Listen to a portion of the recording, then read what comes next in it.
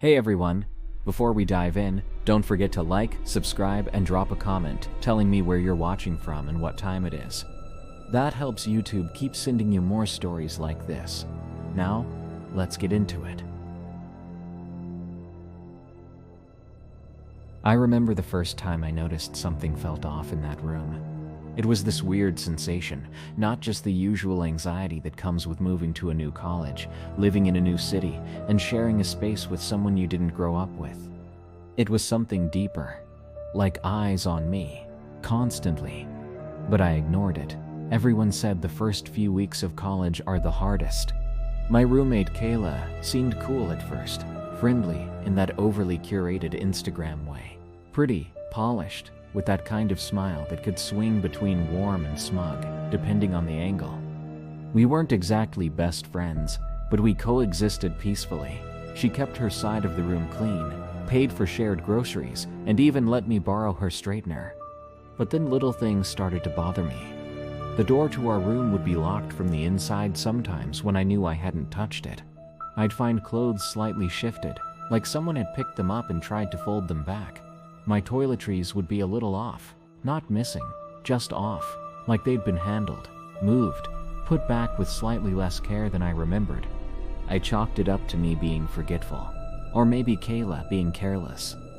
It wasn't until one night, during midterms, when I got this itch to rearrange my side of the room. Just a spontaneous urge to move my bed slightly and clean the vent above my desk. That vent had always creeped me out. Something about how it looked like a pair of eyes pressed into the wall. I kept telling myself it was just anxiety, or the late nights catching up with me. But that night, I dragged my chair over and unscrewed the metal grate just to vacuum the dust. Behind it was something shiny. At first I thought it was a battery, or maybe someone's old lost vape pen. But no, it was a lens, a tiny black lens, embedded into the corner of the duct. It looked right at me. My hand froze midair. My skin went cold. I stared at it for what felt like a full minute, trying to rationalize. Was it from campus security? Maybe some old surveillance nobody bothered to remove, but the wires were too clean, too new. And that's when the noise from Kayla's side of the room caught my attention. She was out at the time, or so I thought, but her laptop was open on the bed, humming, and the screen was still active.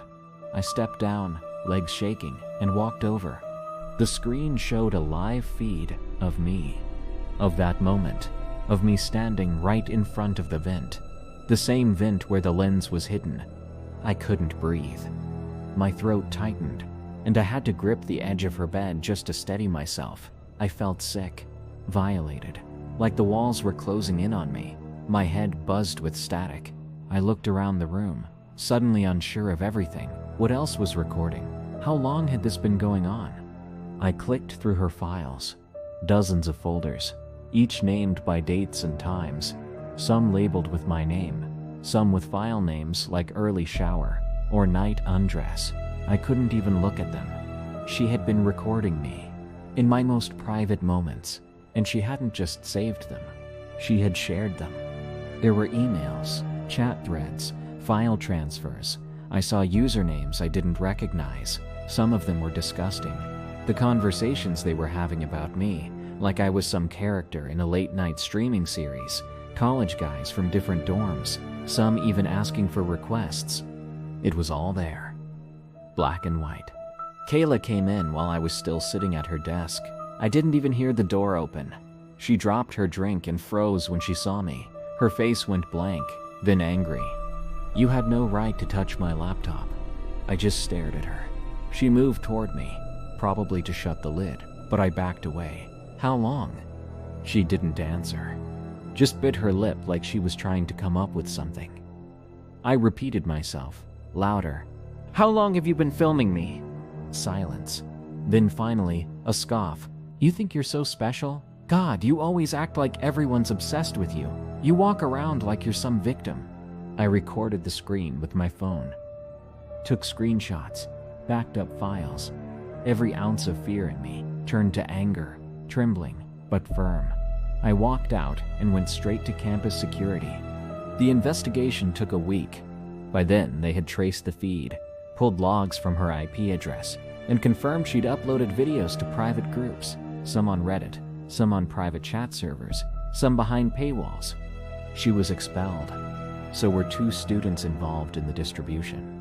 It made local news for about a day before another scandal took its place. But the damage was done. The shame clung to me like smoke. I couldn't walk through the cafeteria without imagining who had seen what. I didn't want to be there anymore. My parents agreed. We packed up, left town, and moved to a quieter place upstate. It's been years since then. I still check vents, still keep tape over my camera, still sleep with one ear open. The footage is gone, but I still feel watched. Sometimes, when I close my eyes, I still see that red recording light blinking, like it never really turned off. I wish I could say the signs weren't there, that it came out of nowhere. But the truth is, if I'm being honest with myself, I always kind of knew something was off about Shay. We met our sophomore year in college, both psych majors. She had this easy confidence, loud laugh, loud clothes. People noticed her when she walked into a room. I liked her because she made everything feel light. I've always been a little more quiet, more cautious. The kind of person who double-checks labels at the grocery store, who doesn't eat anything unless I know exactly what's in it, because I have a severe peanut allergy. The kind that sends me to the ER if I so much as breathe in the wrong scent too deeply. Shay knew. Everyone knew. It's not the kind of thing you keep secret when one granola bar could kill you. Anyway, this happened a few months after graduation.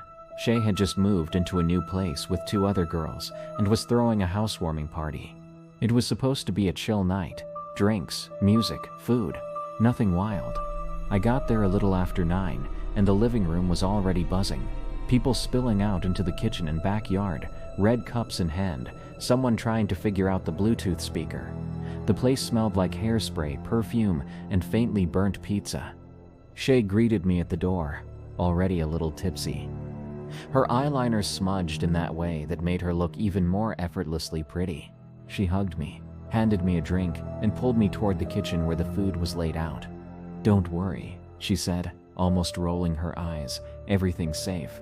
I checked the labels myself." I remember laughing a little. "Okay, now I'm scared. You checking labels? That's a first." She winked. "I can be responsible. Sometimes."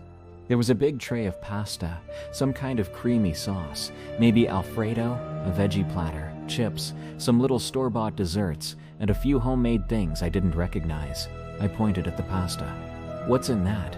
She waved a hand. "Relax, no peanuts. It's just noodles, cream and cheese or whatever. I didn't make it, but one of my roommates did, and I made her swear." I hesitated. She looked at me and made a face. "You don't trust me?"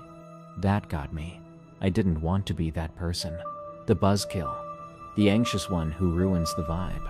So I scooped a little onto a plate and found a spot on the armrest of a couch to eat. It tasted fine at first.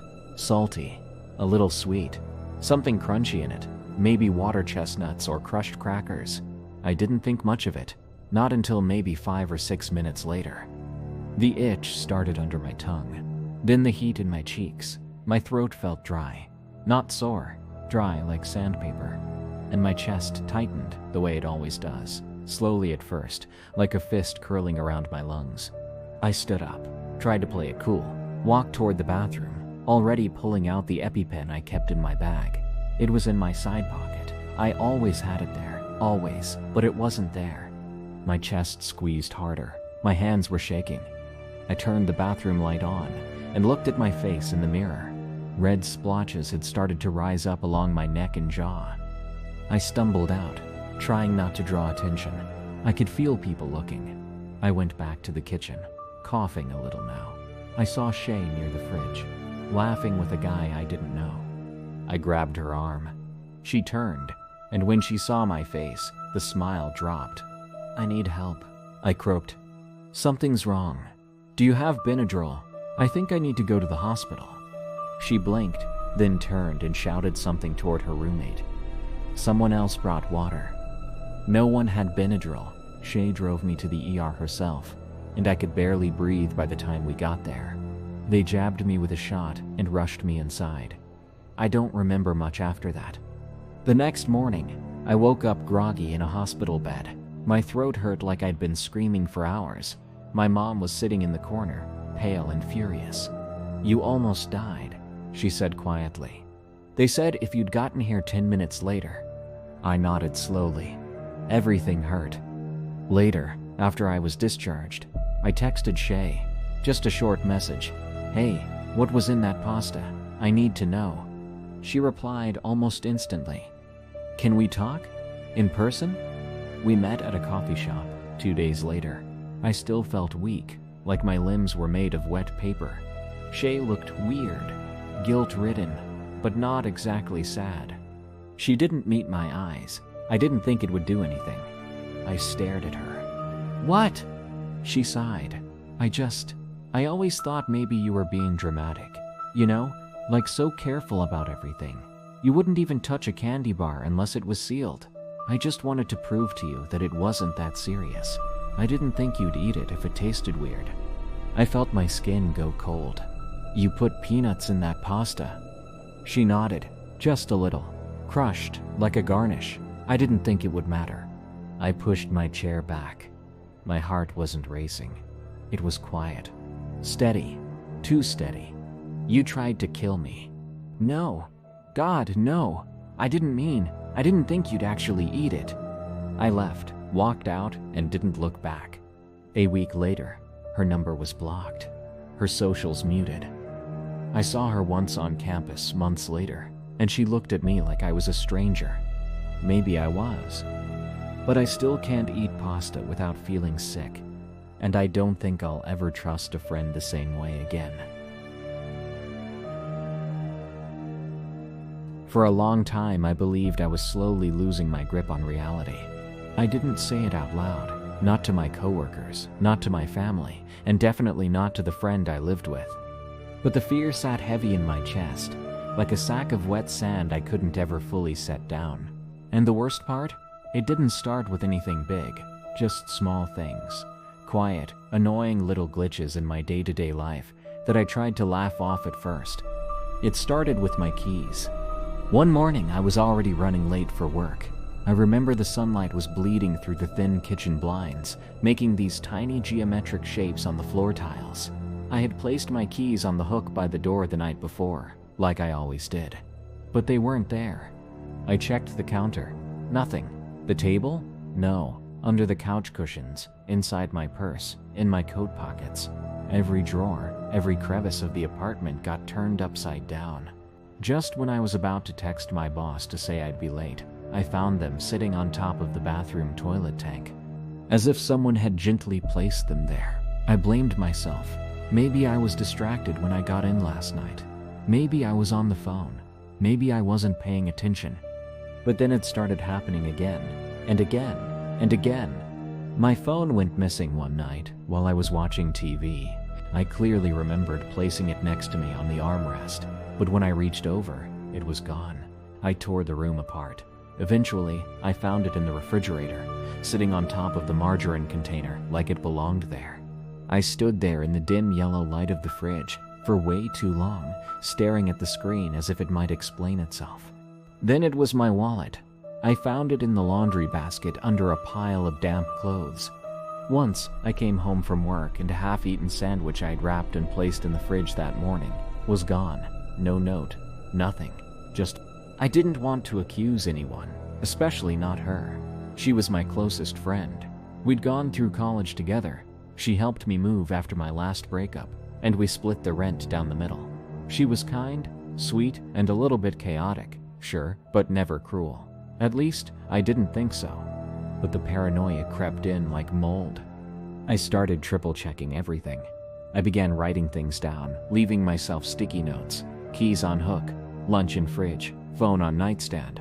I started to feel like I was building a paper trail to prove to myself I wasn't going crazy. One night, I came home and found the bedroom door slightly ajar. I always closed it before leaving. Always. And inside, my carefully folded clothes from the chair had been strewn across the bed like someone had rummaged through them. Nothing was missing, but it all felt wrong. like my space had been breathed in by someone else. I sat down at the edge of the bed and stared at the wall for a long time. That night, I didn't sleep. Weeks passed, and my mental state was crumbling. I started forgetting things at work. I cried for no reason. I avoided conversations because I didn't want to admit what was happening to me. My reality felt unstable, like standing on a dock that swayed more than it should. And then, one evening, I came home early from work. My friend didn't hear me come in. I saw her from the hallway, standing in my room, back to the door, holding my phone in one hand, a pair of my socks in the other. She looked so calm, deliberate, like she belonged there. I didn't say anything. I just stood, frozen, watching. She eventually turned around and let out a surprised laugh, like she was embarrassed. "Oh my God," she said. "You scared me. I was just looking for my charger. I thought maybe I left it in here." Her excuse was thin, but I didn't press. I was too shaken. The final straw came when I found a small spiral notebook in her desk drawer. I hadn't meant to snoop, but at that point I was desperate for something, anything that would explain what was happening. What I read made my hands go cold. Pages and pages of notes, dated and detailed. Moved her phone again today. She looked confused this morning. Took half of her sandwich. She mentioned it, but didn't press. Put her keys in the bathroom again. She's starting to doubt herself. It felt like being punched in the chest. I confronted her. She didn't even try to deny it. She said it was just a psychological experiment, that she'd read about how small inconsistencies could alter someone's perception of reality. She thought it was interesting to see how I reacted. Said she never meant to hurt me. I don't remember everything I said to her that night. I remember my voice shaking. I remember her face shifting from amusement to guilt to defiance. I remember packing a bag and leaving that same night. That was over a year ago now. I still have trouble trusting people. I still second-guess myself when I lose something, even if it's just for a moment. And I still catch myself watching shadows, listening for sounds in a quiet room, wondering if someone is trying to mess with my sense of truth again. I wasn't losing my mind, but someone wanted me to think I was. It was a Friday evening in early spring. The kind of evening where the sun clings to the sky a little longer than it should, casting gold over everything and making you forget, just for a second, that the world can be cruel. I had plans that night. Dinner and drinks at a new place downtown with my closest friend. Let's call her Camille. She'd insisted we go out. Said I needed to get out of my own head for once. I remember she picked me up around 6:30. She was all smiles, complimenting my shoes, playing that pop playlist she always defaulted to. She'd even brought a little travel-size perfume and spritzed me in the car like she always did when we went somewhere she thought was trendy. I didn't think anything of it at the time. I should have. The night moved quickly. The restaurant was dimly lit with those little Edison bulbs strung overhead. The kind of place that makes you feel important for being there. The air smelled like rosemary and butter. I ordered Nikoji. She got some sort of small plate salad she barely touched. We laughed a lot that night, more than I usually did. I was even grateful to her. It felt good to forget for a few hours that my dad had been in the hospital for weeks. We left the restaurant and walked a few blocks to a cocktail bar she loved, where everything was brass and velvet and too loud to think. I remember checking my phone sometime around midnight, or trying to. The battery had died. Camille saw me frown and pulled me toward the bar.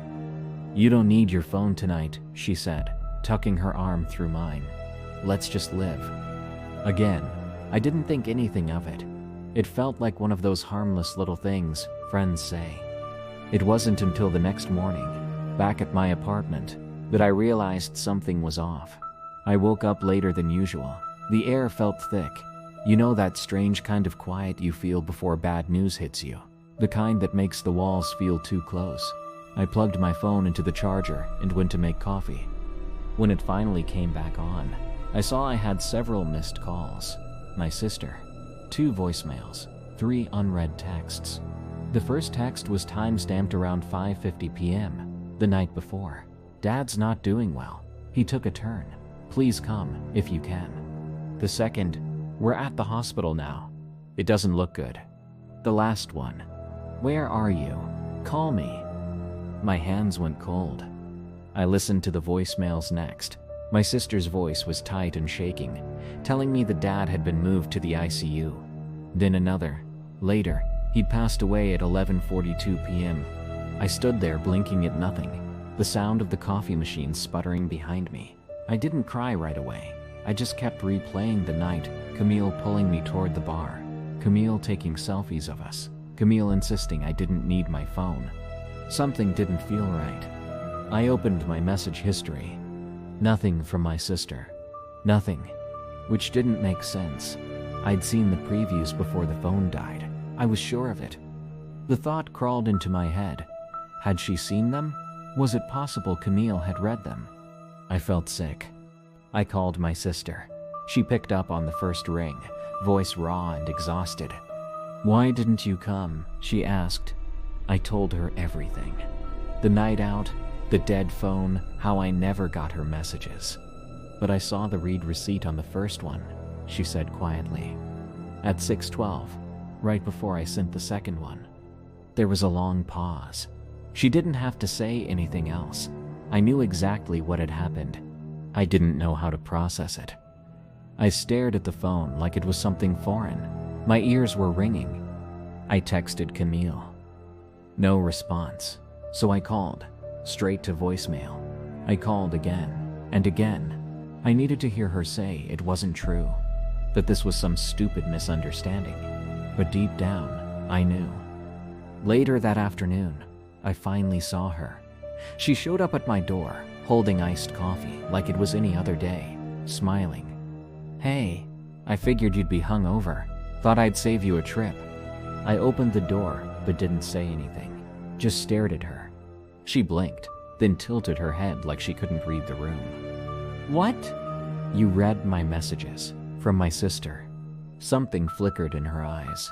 She looked down, then back up. "Okay, look, I was just trying to make sure you had one night without being sad. I thought he'd be okay. You needed a break. You deleted them." It was one message. I didn't think. "He died, Camille." That shut her up. Her mouth opened slightly, then closed. She looked around like she was trying to find the right words, or maybe a way out of it. I didn't want to ruin the night. That was her excuse. She left, not long after that. I didn't yell. I didn't cry in front of her.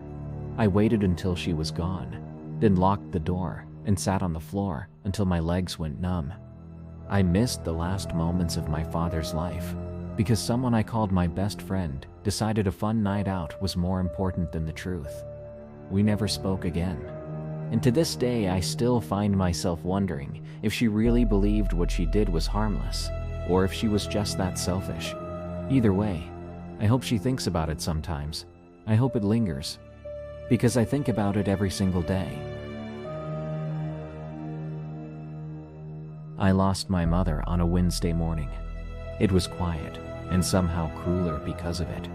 The hospice nurse had just stepped out to make a call, and I was sitting beside her bed, staring at the sunlight slipping in through the lace curtains, casting pale patterns across her blanket.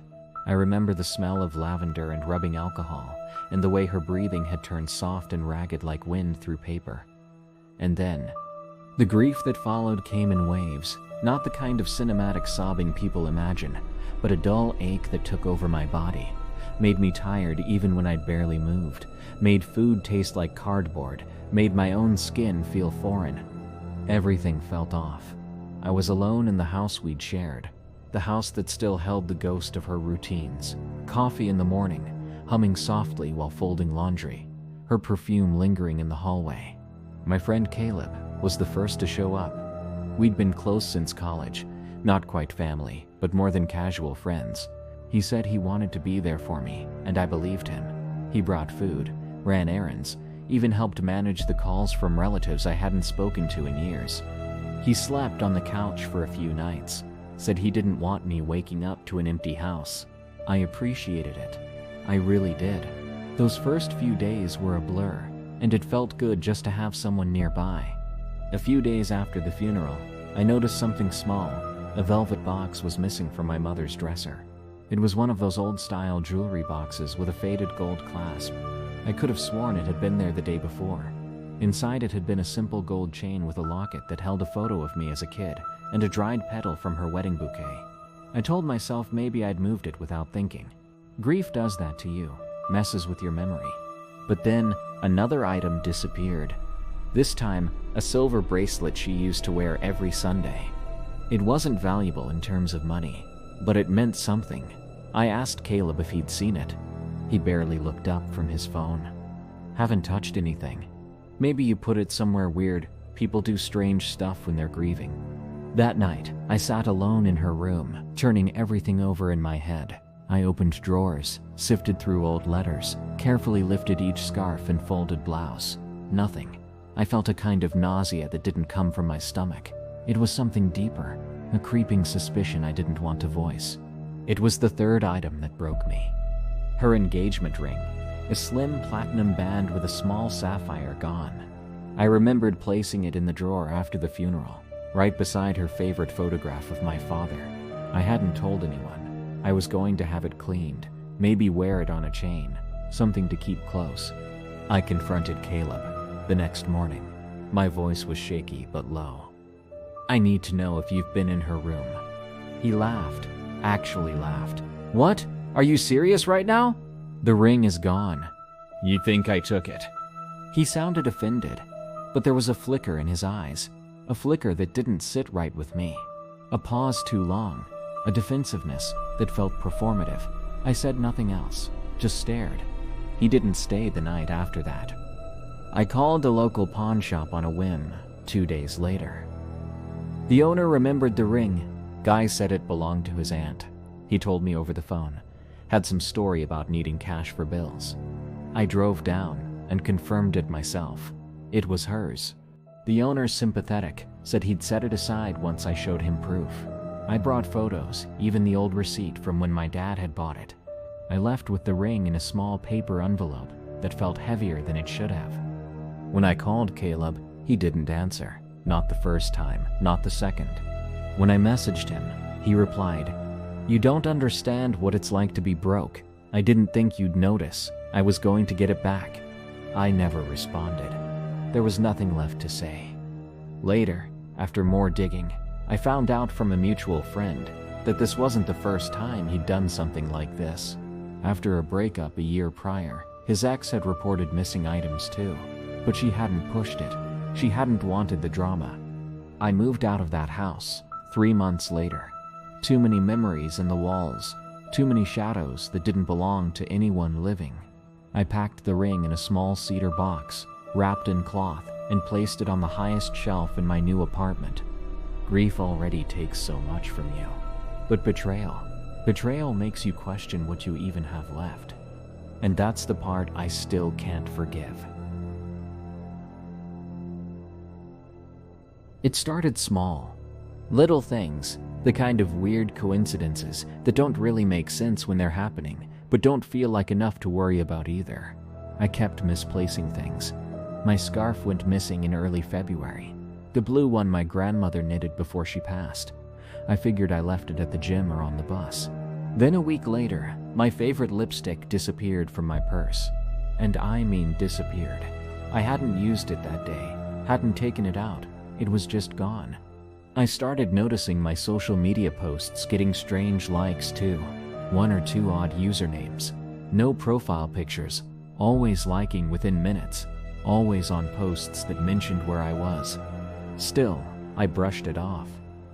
I thought maybe I was being paranoid. That's the thing about paranoia. It feeds off silence, and I didn't talk to anyone about what I was noticing. Not even her. Let's call her Casey. Casey had been in my life since freshman year of college. We met in the dorm laundry room. She was the type of person who could talk her way into anything or out of anything. People liked her. Professors loved her. I always thought she was fun, smart, maybe a little too intense sometimes, but we all have flaws. By our 3rd year of living together, we were basically family. We had our routines, movie nights on Thursdays, coffee runs before class, shared closet space. I didn't think twice when she asked for my spare key that spring, claiming she lost hers at the bar. I gave it to her without thinking. That summer, I started getting followed. It happened first on my way back from the grocery store. There was a silver car, older model, trailing a bit too slow behind me. I only noticed because it paused every time I did. I turned quickly into an alley and ducked behind a dumpster. The car crept past, then sped up like nothing had happened. I told myself maybe they were just lost. Then it happened again and again, at odd hours, at different places. A dark figure, a car idling across the street from my work, someone breathing on the other end of late-night calls that came from unknown numbers. I reported it. Eventually, the local police took a statement, but there wasn't much they could do without real evidence. One officer even asked if I had an ex-boyfriend who was maybe just confused. Casey was the only one who took me seriously, or so I thought. She offered to walk with me places, to text her when I got home. She even gave me a cheap pepper spray keychain. "I've got your back," she said. Always. But the calls kept coming. The messages got worse. One night, I got a text from an unknown number. "Nice pajamas, the red ones with the tear in the collar. Cute." I hadn't posted a photo of myself in those. I started sleeping with my bedroom door locked and a chair jammed under the handle. I covered the windows with blackout curtains. Still, I couldn't shake the feeling that someone was watching me. And it wasn't all in my head. Someone was watching me. The break finally came, in October.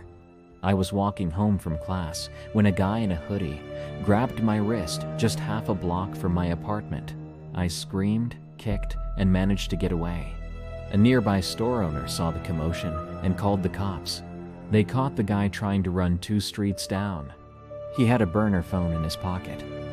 On that phone were hundreds of photos. All of me, at home, in class, sleeping, even one of me brushing my teeth. The cops said the images were taken from multiple angles, some from close up, some through the window. But what struck me most was that he had screenshots too. Screenshots of texts I had sent, of emails, even draft messages I had typed but never sent. Someone had been feeding him all that. When they traced the IP address connected to the email threads used to send him the information, they hit something. It was linked to our apartment's Wi-Fi. Specifically, Casey's laptop. When the police confronted her, she didn't deny it right away. She said it was a joke, that it started as a prank, that she met the guy online and thought it was funny how obsessed he got. "I didn't think he'd actually do anything," she told them. She cried. She said she was sorry. But there was no undoing what she'd done. For nearly 6 months, she had been giving a stranger everything he needed to watch me, to follow me, to violate every inch of my life. And for what? When the story came out, our classmates were stunned. Everyone had trusted her. She was expelled immediately, and charges were filed. The stalker is still in jail, facing multiple counts. Casey's case is still ongoing. I moved. I changed my number. I deleted all my old social media. My parents helped me pack what little I wanted to keep, and we found a quiet apartment in another city. But no matter how far I go, I still feel it sometimes, the weight of unseen eyes, the ache of betrayal. And worst of all, the fear that someone you trust might be wearing the mask of a friend while quietly handing your life over to a stranger. Because I learned the hard way, sometimes the worst stalkers aren't strangers in the shadows. They're standing right next to you, smiling, handing you a coffee, and saying, "I've got your back." Always. The first thing I noticed was the smell. Not bad, just different, like a mix of cheap men's cologne and something faintly burnt, maybe hair or rubber. My house had always smelled like lavender and lemon, clean, mild scents I kept consistent with candles and sprays. But that evening, walking through the door after a weekend away, the air felt unfamiliar. It clung to me in a way I couldn't shake. I dropped my bag by the front door and stood still for a moment, letting the quiet settle around me. It was too quiet. Normally, the old wood floors creaked with every step, the fridge hummed in the background, the upstairs fan clicked rhythmically, but the house was holding its breath. I called out my friend's name instinctively. She was supposed to come by once a day to water the plants and check on the place while I was gone. No answer, of course.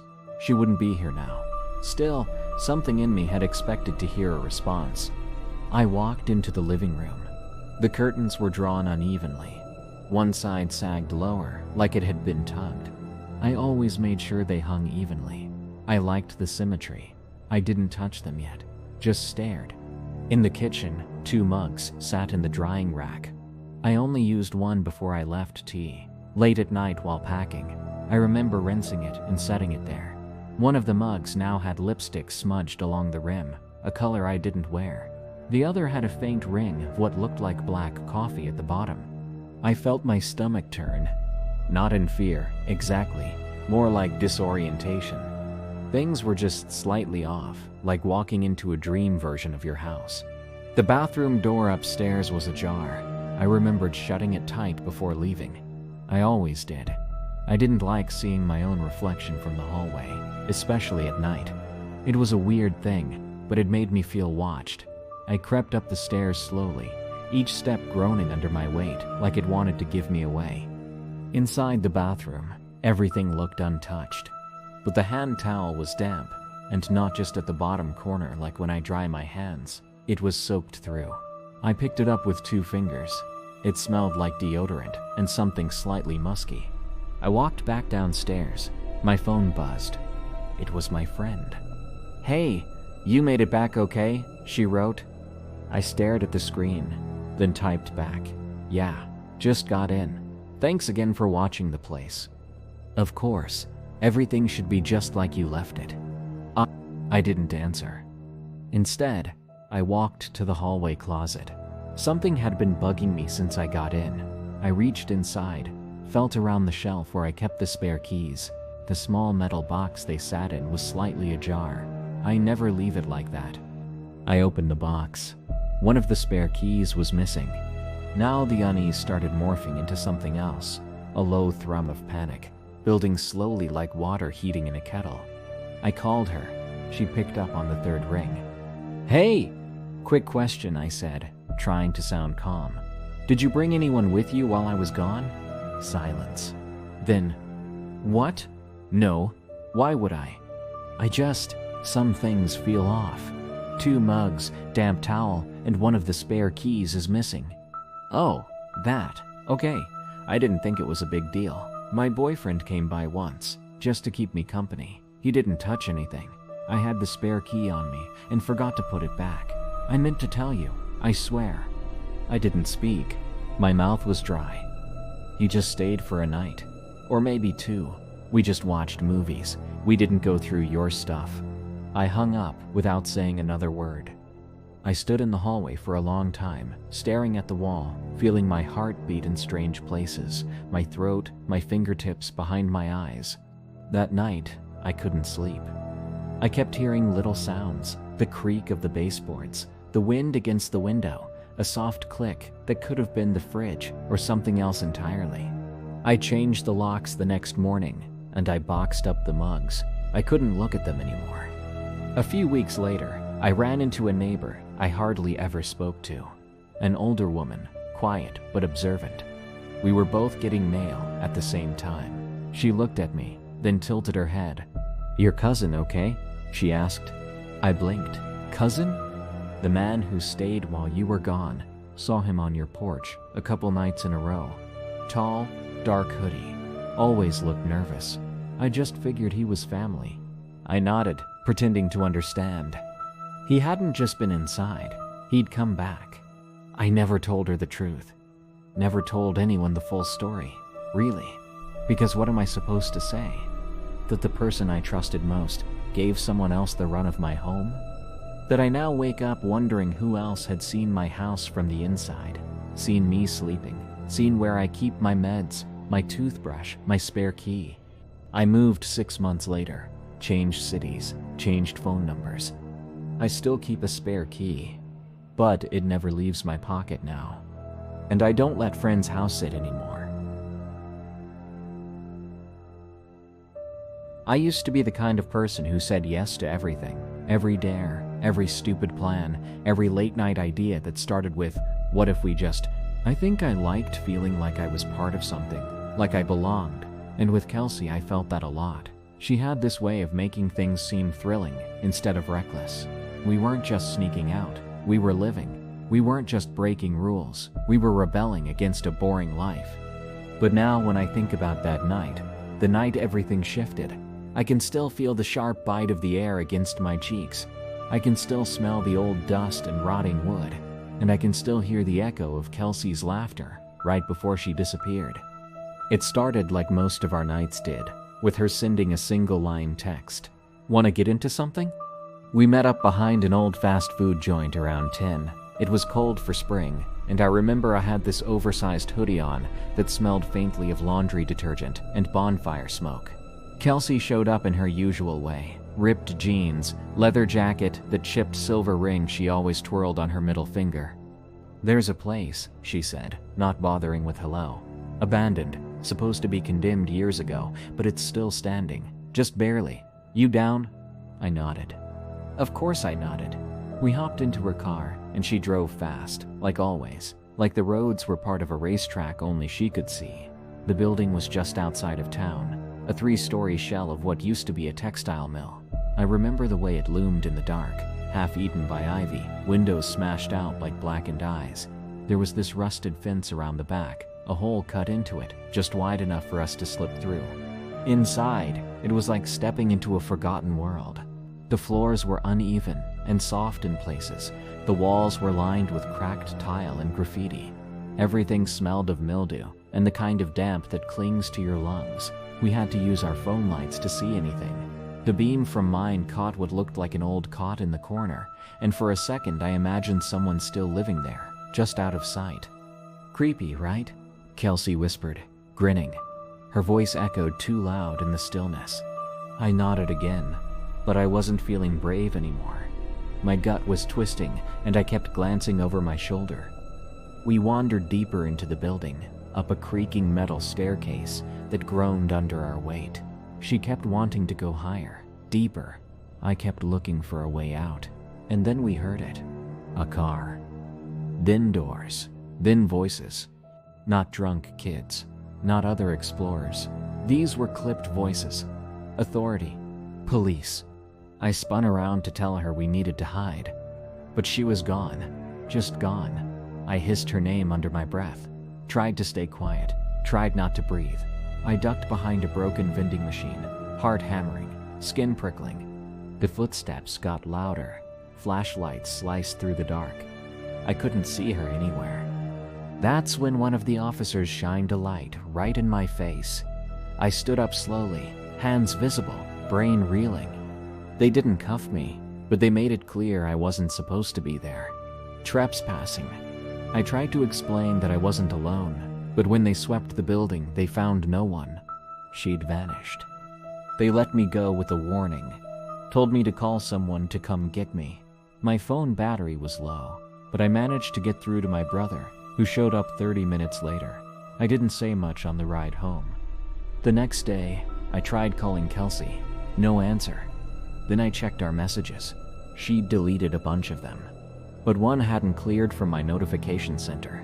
It was a screenshot, a message from a number I didn't recognize. It was the text she'd sent anonymously to the local non-emergency tip line. She'd reported suspicious activity at the mill. I didn't want to believe it at first. Thought maybe she just got scared and ran. But that tip that was sent before we even got to the building. She wanted me to get caught. For what? A laugh? A grudge? I didn't know about? I'll never understand. I blocked her number, deleted everything, and haven't spoken to her since. But sometimes, when I hear sirens in the distance, or see a flashlight flick across the dark, I get that same feeling, that sense that I'm being watched, toyed with. And I think about how trust, once broken in silence, echoes louder than anything. I remember the first time I noticed something off about him. It was small, easy to dismiss. We were both grad students, living in the same off-campus housing complex just outside Tallahassee. I'd known him for a couple years by then. We met through mutual friends at a study group. He was quiet, thoughtful, always observant in a way that made you feel seen, too seen, in hindsight. Back then, I chalked his silence up to introversion. He was one of those guys who didn't speak unless he had something meaningful to say. We didn't hang out constantly, but we were close enough that we studied together, ate together sometimes. He even helped me move once, when my lease ended unexpectedly. I lived in a small studio apartment on the second floor. Nothing special. Thin walls, aging carpet, a window with horizontal blinds that looked out over the courtyard. It was a quiet building, mostly students or young professionals, the kind of place where people kept to themselves. One day, I came home to find my door slightly ajar, just an inch or two. Nothing looked out of place. I checked my drawers, my jewelry box, the closet, everything was there. I told myself I must have been in a rush that morning and didn't pull it all the way shut, but something about it kept nagging at me. It didn't feel right. A week later, I noticed my curtains were drawn a different way than I left them. Another day, I found a faint footprint on my bathroom rug, a shoe print. I usually went barefoot at home. It was smudged, but clearly not mine. That's when I started locking everything religiously. Door, windows, even my tiny bathroom cabinet. I bought a camera doorbell and a simple motion sensor for the living room, just to give myself some peace of mind. But I never got any alerts. No footage. Nothing. And yet, the feeling stayed. He started showing up more often. Dropping by unannounced, always with some excuse. He brought a charger I left at his place, or asked if I wanted to grab coffee, or said he was just in the area. Then there was the night I caught him staring. I'd fallen asleep on the couch watching a documentary, and I woke up to a knock on the door. It was past midnight. When I opened it, he was just standing there, holding a slice of cake and a napkin. He said he was walking back from a friend's and thought I might want dessert. I didn't even question it. He looked off, sweaty, but it wasn't hot out. His eyes darted around my apartment like he was taking inventory. He left after a few minutes, but I barely slept that night. The turning point came when I spilled tea on his backpack during a late study night at the library. I grabbed some napkins to help clean it up, and when I unzipped the side pocket, a small notebook fell out. It was unmarked, dark blue, worn at the edges. He looked at me, really looked at me, as I picked it up. There was something in his face I hadn't seen before. Something hard, cold. "That's private," he said quickly, reaching for it. I hesitated, but handed it over. He stuffed it into his bag without another word. I tried to brush it off, but I couldn't. The next morning, when he left to get breakfast, I did something I'm not proud of. I opened his backpack again. The notebook was there, and inside were pages of handwritten notes, but not about class. They were about me. He had dated entries, observations. Her mouth twitches in her sleep, like she's dreaming. She sleeps with her left arm under the pillow. 1:13 a.m. Light snore, then silence, eyes twitching. REM cycle? There were pages of this. Different dates, different nights, times I was alone, asleep.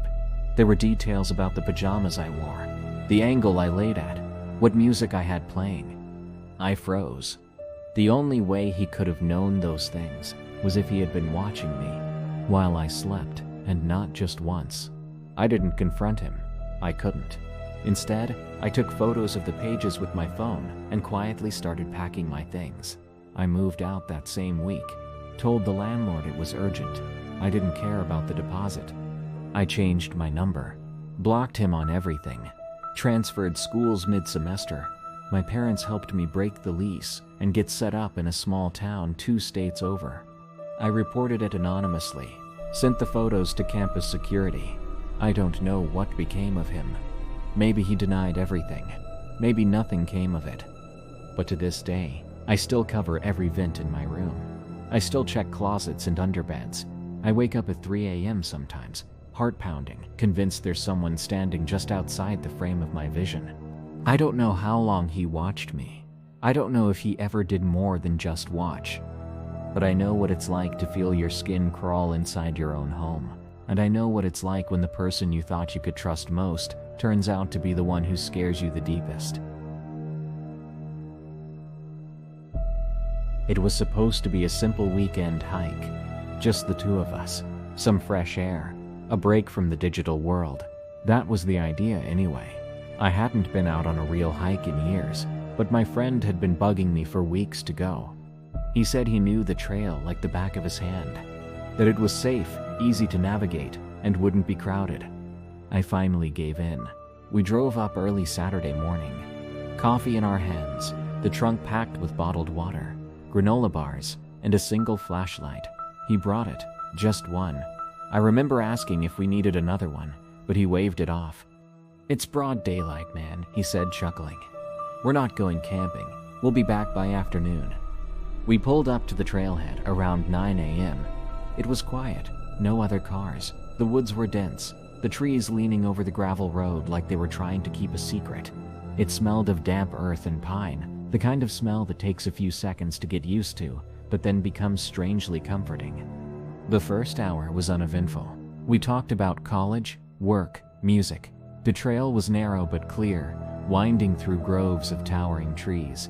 Sunlight filtered through the canopy and broken beams, casting moving shadows on the dirt. I kept checking the trail markers nailed to the trees, making mental notes of how often they appeared. After a while, the conversation faded. We were both a bit winded. I started noticing the silence more than anything else.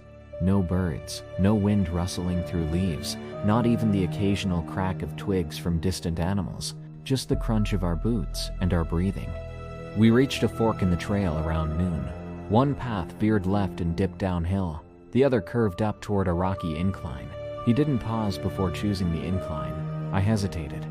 "You sure this is the way?" He didn't look back. "Trust me." I followed. We hiked for what felt like another hour. No markers anymore. The trail thinned out and the trees grew thicker. The canopy swallowed the sun and the air turned cooler. I started getting that feeling, the kind where your instincts are nudging you, whispering that something's off. "Hey," I called out, "shouldn't we have looped back by now?" He just laughed. "Relax, you're being paranoid." We stopped for a break. He pulled out the flashlight, clicked it on and off playfully. I sat on a rock, sipping water, checking my phone. No signal, nothing. That's when he did it. He stood up, stretched, and said he wanted to scout ahead for a minute. I nodded. He walked off slowly, whistling to himself. Then he broke into a sprint. I called after him, no response. Just the sound of leaves crunching as he disappeared deeper into the woods with the flashlight. At first, I thought it was a prank. I even laughed, waiting for him to jump out from behind a tree. But minutes passed. I yelled.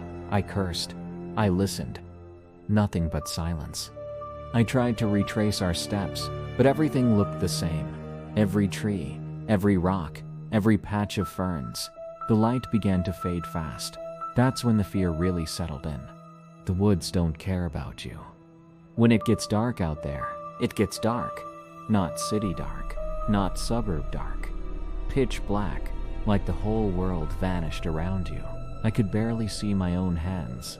The noises changed to small scurrying things in the underbrush, the snap of branches somewhere too close, the wind moaning like it was stuck in a dream.